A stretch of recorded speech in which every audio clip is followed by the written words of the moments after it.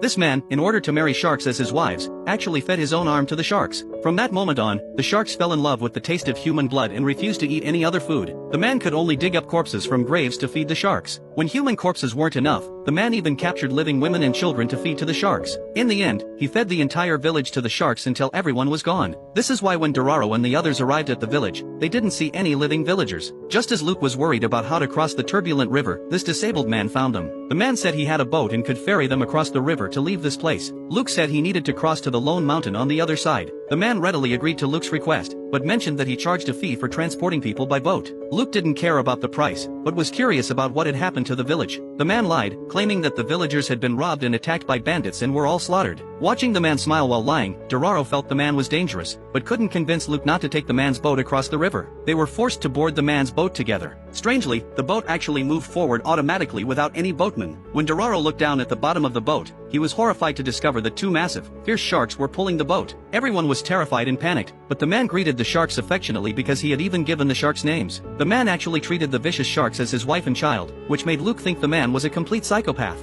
The shrewd man noticed that Dororo kept staring at his missing arm. "Are you curious about this arm I lost? I fed my arm to the sharks," he said, shocking both of them on the spot. They never would have imagined that the man was not only twisted enough to feed his arm to sharks, but the man also cheerfully told them that he often fed humans to the sharks to make the sharks remember the taste of human blood. Because the sharks only ate human flesh, the man had fed all the villagers in the entire village to the sharks. Hearing the shocking reality, Dororo finally understood that it wasn't bandits who had attacked the village at all, it was this terrifying, deranged man. At that moment, Luke realized the boat had already veered off course from their destination. He immediately drew his sword and threatened the man to change direction, but the man simply whistled once, causing the two massive sharks to stop, and loudly called out to the sharks that it was time to eat. It turned out the man was planning to feed everyone on the boat to the sharks. He frantically commanded the sharks to begin their slaughter. Amid piercing screams, the sharks capsized another boat, throwing everyone on board into the sea. Then each person was completely devoured by the sharks. Luke tried to resist but was bitten on the arm by a shark that suddenly lunged out. The man jumped directly onto the shark's back and left the scene.